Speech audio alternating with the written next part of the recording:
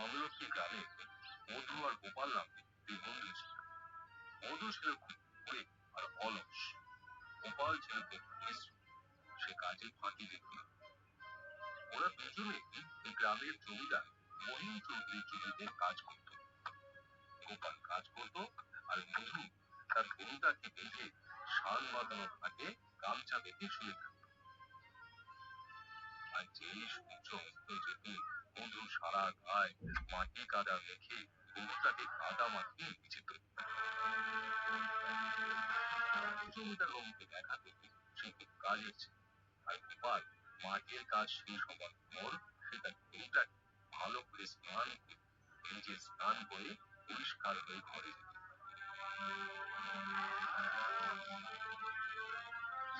জমিদার বাবু মধুরের মিথ্যেটাকে ধরতে পারতেন না। তিনি ভাবতেন মধু খুব পরিশ্রমী আর গোপাল খুব ফাঁকি আছে। তাই জমিদার বাবু দাদুরি ঠাকুরকে বলেন, দেখো, মধু কিন্তু খুব পরিশ্রম করে, ওর কিন্তু যত্ন নিবি, দেখবি ওর যেন খাবারে কোনো অসুবিধে না হয়। দাদুরি ঠাকুর মধুকে ভরপেট খাবার দেন আর গোপালের পেটে ভরে। গোপাল মনে মনে ভাবে, এ কেমন বিচার, হ্যাঁ? যে কাজ করে সে খাবার পায় না, আর যে ফাঁকি মারে সে ভরপেট খায়। হ্যাঁ, এ কেমন বিচার? মধু বুঝতে পারে গোপালের মনে ক্ষোভ জন্মেছে। তার ভয় হয় যদি গোপাল আসল সত্যিটা বলে দেয়। তাই সেদিন রাতে মধু গোপালকে বলে, শোন গোপাল, মাঠের কোনো কথা কিন্তু জমিদার বাবুকে বলবি না, বললে ভালো হবে না বলে দিচ্ছি। আচ্ছা ঠিক আছে, ঠিক আছে, আমি কিছুই বলবো না। কিন্তু জানবি সত্যি কখনো চাপা থাকে না, বুঝলি? কখনো না। যা যা যা যা, নিশ্চিন্তে থাক। এই কথা বলে গোপাল ঘুমিয়ে পড়ে। সারাদিনের হাড় ভাঙা পরিশ্রম গোপালকে গভীর ঘুমে নিয়ে যায়। আর মধু সারাদিন ঘুমোনোর ফলে সারা রাত ঘুমোতে পারে না।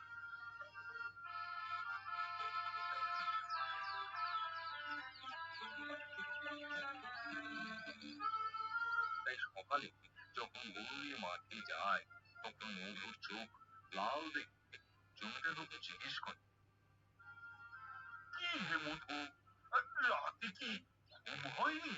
কি বলবো হুজুর, বড্ড মশা, কিছুতেই ঘুমোতে দিল না। মধুর খাতির আরো বাড়ল। তো জায়গা হলো উপর মহল। মধু খুব খুশি। মধুর জীবন ওইভাবেই হয়েছে। মাঠে গিয়ে শান বাঁধানো ঘাটে গরুটাকে পেতে সে শুয়ে থাকে। আর গোপাল সততার সাথে কাজ করে যায় ফলের আশায়। একদিন হলো খাবার সময় রাধুনী ঠাকুর দেখে মধু খাবার নষ্ট করছে। রাধুনী ঠাকুর মধুকে বলে, বেশ কিছুদিন ধরে দেখছি তুমি খাবার নষ্ট করছো, এত খাটছো না খেলি চলে। মধু কোনো উত্তর দেয় না। ওদিকে রাধুনী ঠাকুর গোপালকে দেখে ভাবে যে মধু খাবার নষ্ট করতেছে, আবার গোপালের পেট ভরতেছে না, কোথাও কিছু গন্ডগোল আছে।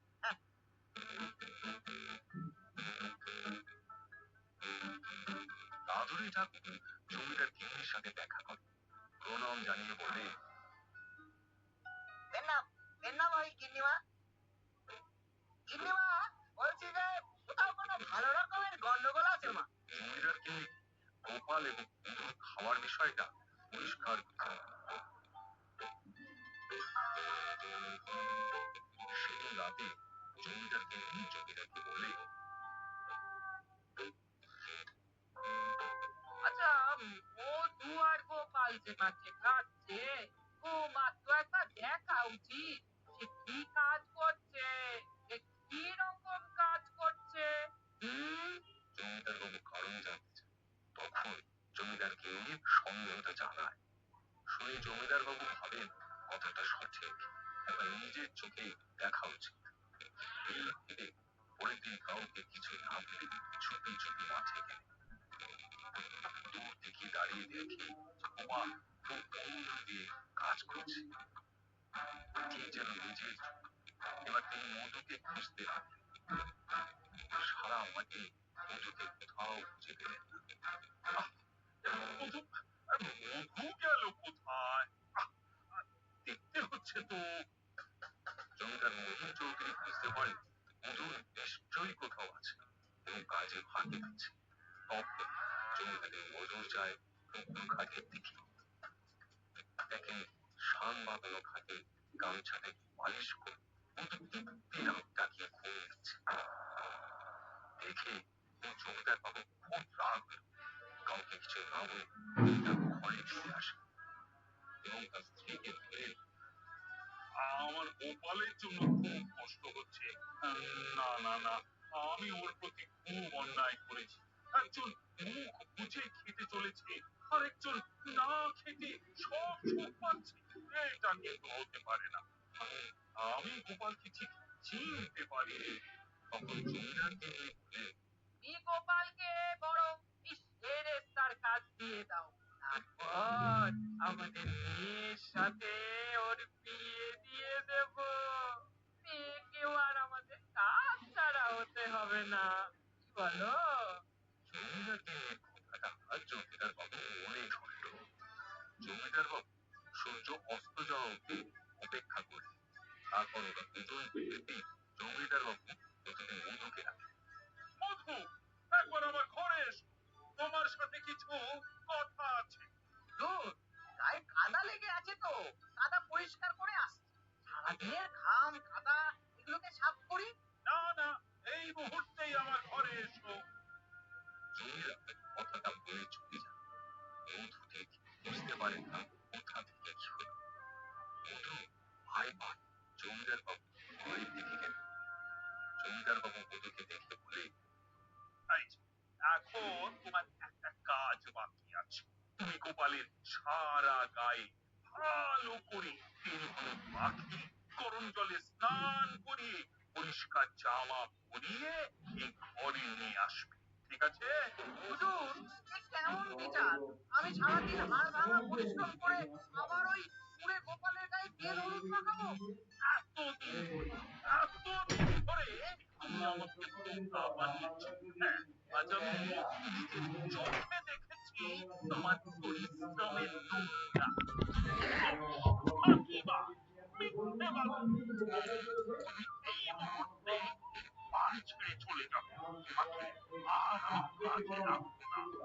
এই কথা শুনে গোপাল জমিদারের পা ধরে বলে, হুজুর, হুজুর, দেখুন, আমরা দুইজনে তো আপনার কাছে কাজের জন্য এসেছিলাম। হ্যাঁ হুজুর, আপনি আপনি দয়া করে মধুকে আর একবার সুযোগ দিন। হ্যাঁ, আর একবার সুযোগ দিন। হুজুর, হুজুর, আমার বিশ্বাস মধু নিজের ভুল বুঝতে পেরেছে। কি রে? ওর জমিদার বাবু গোপালের কথা রাখলেন আর মধুকে বললেন, আর একবার সুযোগ দিলাম নিজেকে শোধরানো। তোমাকে প্রমাণ করতে হবে যে তুমি অলস নও। গোপাল জমিদারের সেরেস্তার কাজ দেখিয়ে রাখল আর মধু নিজেকে বদলে ফেলে ভীষণ পরিশ্রম করে ওঠে। ওরা বুঝতে পারল ফাঁকি মারলে জীবনটা ফাঁকিতেই চলে যাবে। মধু আর গোপালের